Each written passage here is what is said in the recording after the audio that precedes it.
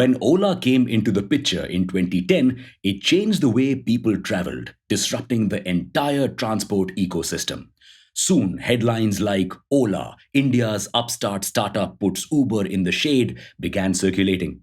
Ola had seemingly managed to take on a foreign giant and mark its victory. And 7 years later, looking at the popularity of electric vehicles, it soon launched a new vertical, Ola Electric. And it also became a market leader in this space at one time. But lately, Ola has been facing nothing but troubles, which is a huge issue, especially with an IPO coming ahead soon. Wondering what kind of troubles Ola has been having? Welcome back to Revolution Read On, a daily podcast where we break down one story from the world of business and finance. Click on the subscribe button to never miss an update from us. Here's your story for today.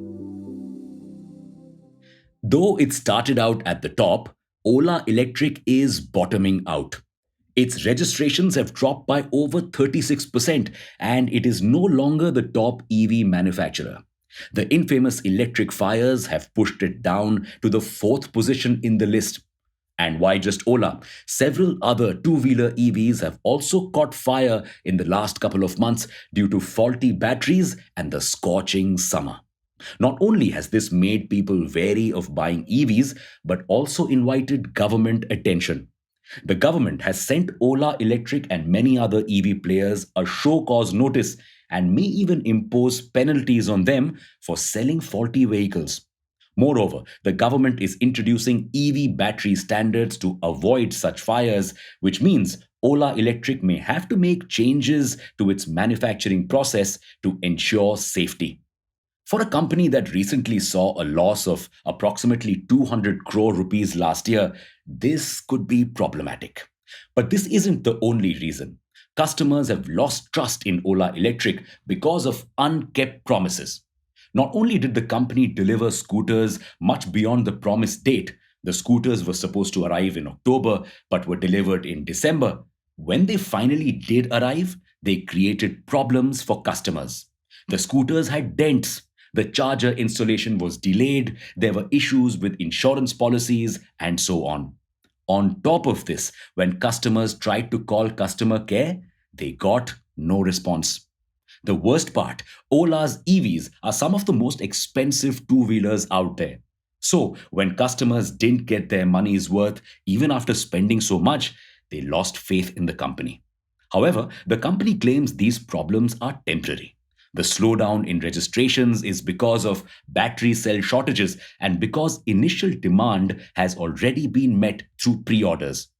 But even if that is the case, Ola is not entirely out of the woods. Every arm of Ola has been facing some issue or the other. The company may have managed to beat Uber in 2015, but the story has been much different after that, especially thanks to the pandemic. The company has been seeing losses after losses and is also seeing a majority of its workers exit. Ola Electric alone saw 32 high profile exits in the last 60 days. Its drivers exited the company in hordes last year because it failed to pay them the monthly installments for their car loans. Also, the company has stopped giving drivers the incentives and benefits it had earlier promised while boarding them. This, plus the high commission the company charges and the insane price of oil, made it difficult for drivers to make ends meet. This lack of drivers has created another problem for Ola: not enough cabs for customers. So, its workforce is angry and its customers are angry. A truly difficult position for a company to be in. On top of this, the company has to lay off the few employees that had stuck around. It will be firing 500 employees of its 1,100 strong workforce to make ends meet. And that's just the story of its ride hailing business. The other businesses are struggling even more. So much so that the company has had to shut down Ola Cars, the company's car leasing business, and Ola Dash, its quick commerce arm. And Ola Financial Services, which provides loans for vehicles, has been fined 1.67 crore rupees for not complying with rules about KYC and prepaid instruments. While problems are closing in on the company from every corner, its ambitions haven't dwindled. For instance, the company aims to introduce fast EV charging and claims it will reach an average annual revenue of 700 crore rupees, up from 500 crore rupees. Not all these plans are tall claims. The company has managed to create the country's first domestically produced lithium ion battery.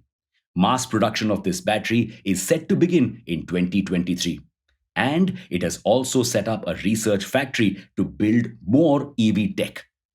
This could be a game changer for the company in the EV space. But will this be enough for Ola to stay afloat, or will its other problems drown it? Only time will tell. Thank you for listening to this episode of Revolution Read On. We'll be back tomorrow with more.